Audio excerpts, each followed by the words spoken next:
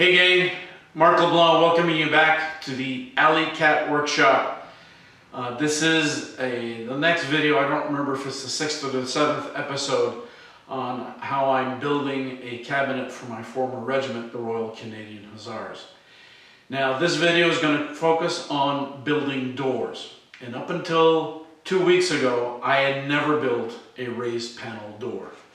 So what I did is I got some cheap pine and I did a first test. And frankly, I think I did pretty good. I'm pretty happy with this.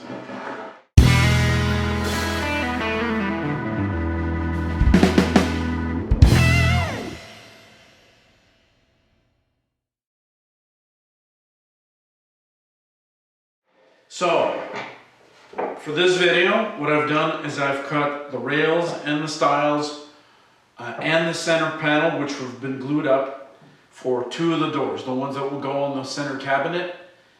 So my goal today is to use these 2 router bits to prepare all the wood for these raised panel doors. This is the first bit that I'm going to use. It is reversible, and so that enables me to cut the tongues and the grooves in the rails and the stiles. And this bit is used on the center panel to cut a small cove to accept or to mate the center panel with the rails and the stiles. So let's get started.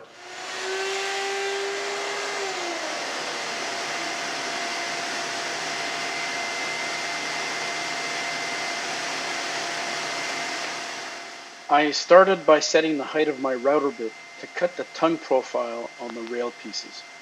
Now, I had built a fancy schmancy push block, and I eventually discarded that. Just using a piece of scrap is more than enough, and it works well. Now, once you've done cut on all of your pieces once, all I have to do is adjust the fence back to cut a little further deeper into the rail pieces. And once eventually you'll just get to the end and the rail piece will be completed. Now I did that on all 4 rail pieces, and then, well, I noticed a problem.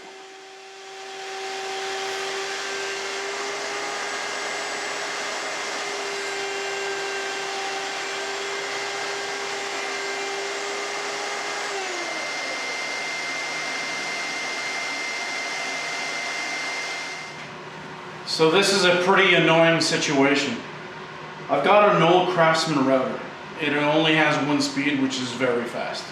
Alright, having said that, I didn't encounter this problem with when I was cutting pine. Pine being very easy to work with softwood, but certainly with this quarter-sawn white oak being a hardwood, it's causing this situation. Here's what's going on. I've done a number of cuts now and I'm actually on my 8th or 9th different board. Well, what I've noticed is that after a while the router head starts to go down. And so instead of getting, this is a good example here, let me show you this, of a really nice crisp cut, I'm getting something completely jumbled and broken and misaligned. This tongue here, let me see if you can see that.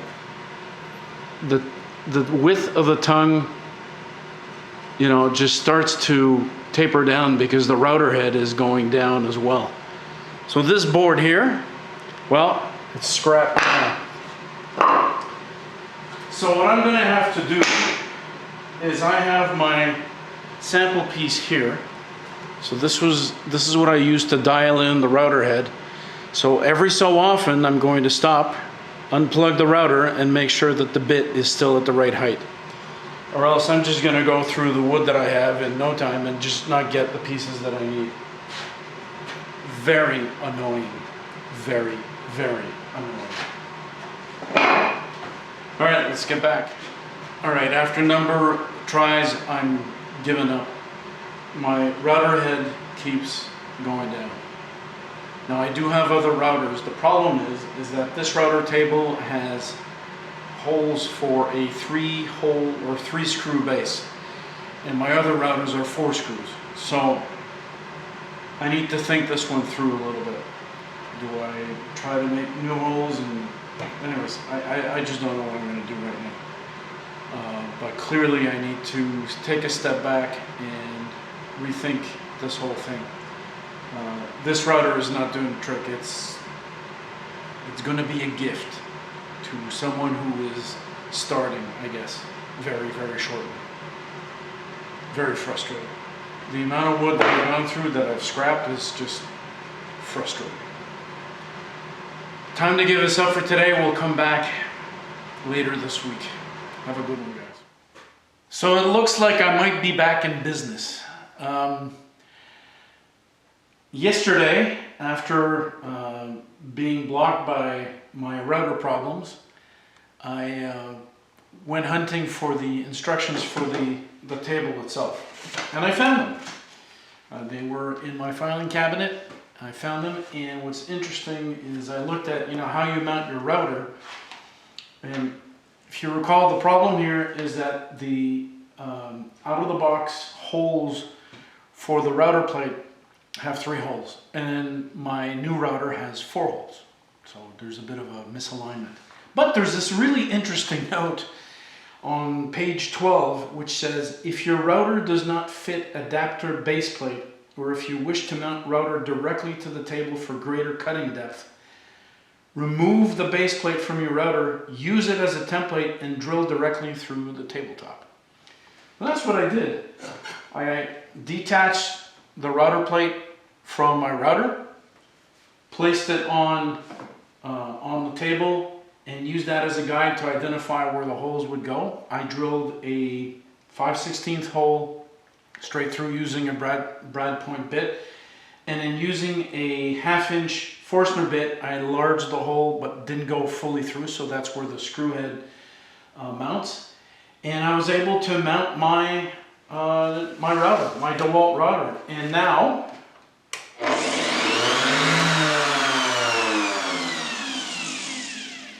I'm reset. Now, one big advantage with this router is that it is variable speed, and with a bit this size, it's certainly not a good idea to run it full speed. So I've lowered the speed down to about halfway.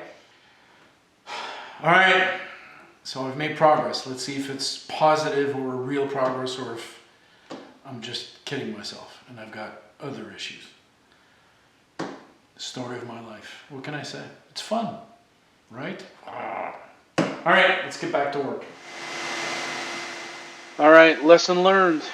Using good tools usually gives good results. Here I'm cutting tongues on new rail pieces, and the results were absolutely outstanding.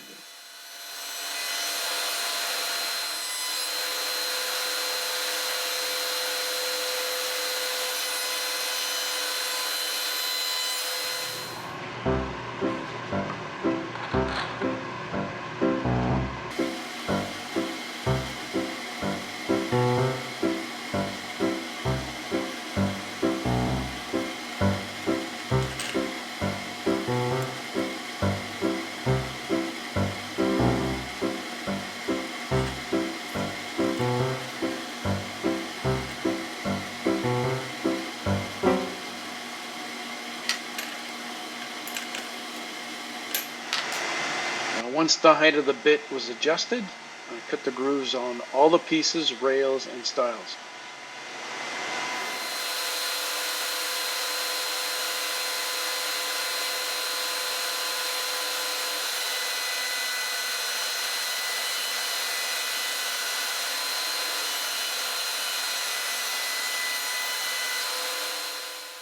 Now, since this is hardwood, I did 4 passes to complete the cut, moving the fence back slightly between each of the passes. All right, with a proper router, this is what I'm getting. I mean, this is absolutely perfect, lined up. This is a dry fit of what one of the doors is going to look like. It is absolutely beautiful and perfect. Next thing is going to be to work on the raised panel. I'll work on that tomorrow or maybe starting next week. But clearly getting the new router in the router table was the right move because this has gone so much better than yesterday. All right, guys, I'll see you tomorrow. So welcome back in the shop today. Last couple of days I've been working on trying to figure out a good process to put together the center panel. So let me show you what I got. I have got a couple of samples. You see here it says tongue good, and over here it says groove good. And these are the pieces that I put together with the measurements so that I get a really nice joint on the corners of my panels. Great. So whenever I need to set up my router bits, I've got a sample that I'm going to keep very jealously to be able to put the router bits at the proper height, and then I'll be able to run my pieces. In the last couple of days I've been working on this guy, which is panel good. And let me just bring this over here. So it has got, you see here, it's got a bit of a cove that's run with a router, but I've also got this tongue piece that, basically a tenon that goes into the grooves, and that is cut with the table saw. So I've got a process to do this now, and the good news is if I take my good groove piece and I put these together, right? Just need to line it up. I get a really nice joint, but more importantly is that it's very much flush. So there's a couple of choices. You can actually have a recessed panel, or you can have a panel that comes out. I wanted to have it something that was completely flush with my side pieces, and this accomplishes it. So I'm going to walk you through the process of how I'm cutting the panels today. All right, so the first step here is to dial in the table saw blade so that it will be at the proper height. Now, one thing I did some time ago is I found the center mark on my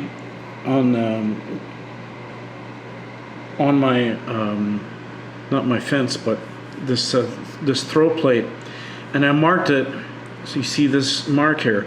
So what I've got is I've got one of the teeth of the blade lined up with that center mark, and now I'm taking my, let me flip this around, the groove good piece, putting it upside down, or sorry, I'm laying it down, and what I'm going to do now is I'm going to bring the table saw blade at the exact same height as that groove. So let's just check it quickly here. Maybe a little less.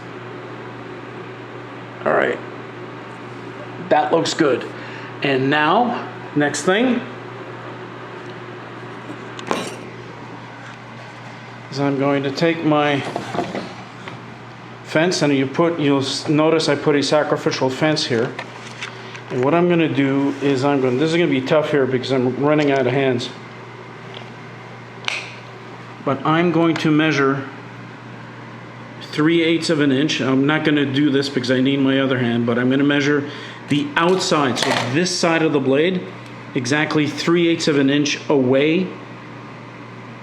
And that's where I will be making my first cuts. So I'll make my first cuts, and then I'll move the fence slowly in so that I remove all the material for the bottom on my panel. All right, let me get set up and we'll do our cuts.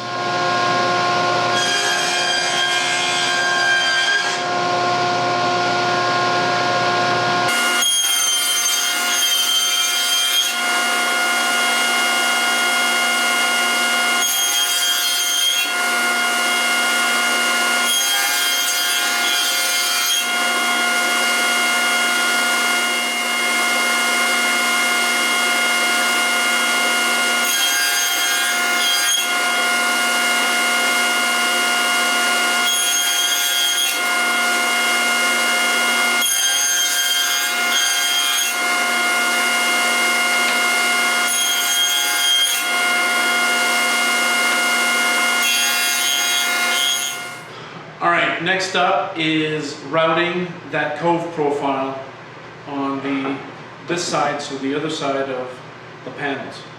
And one thing I found is that you have to do this in a number of passes. I'm doing it I'm using 4 passes to get this cut done.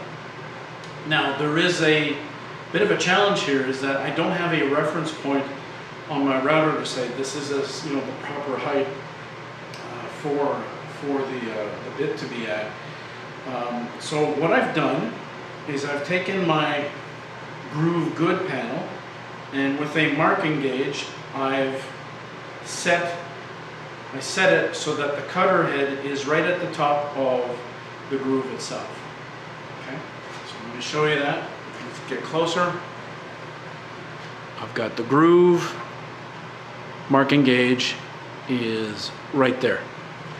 And in order to make sure that I don't go any further,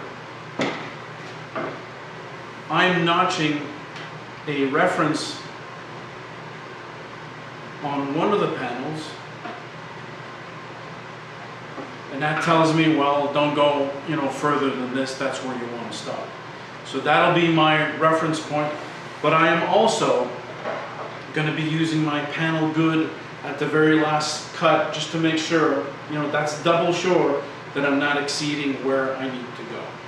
So, all set up for my cut, my fence is set up, my router bit has been lowered, my router is all ready to go, it's locked in. Let's suit up and let's go ahead and cut the grooves.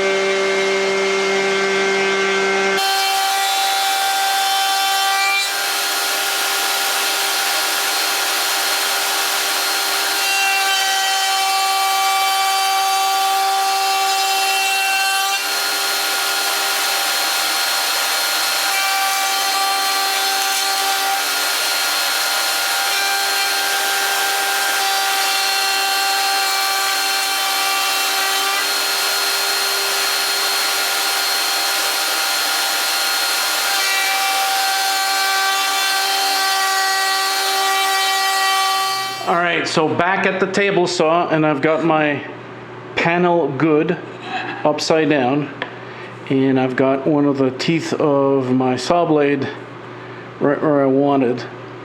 And what I'm going to do is raise my saw blade so that it just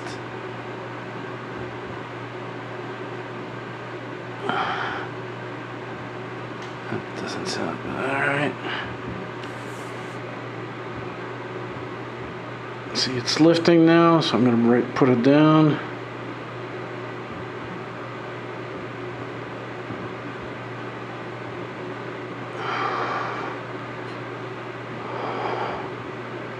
And just like that. That should be fine. It's going to be a little bit, I'm going to make a tongue that's a little bit thicker than my Panel Good. I think that's what we need at this point. I'm going to set my fence slightly less than 3/8 and just basically do my cuts like I did the first time.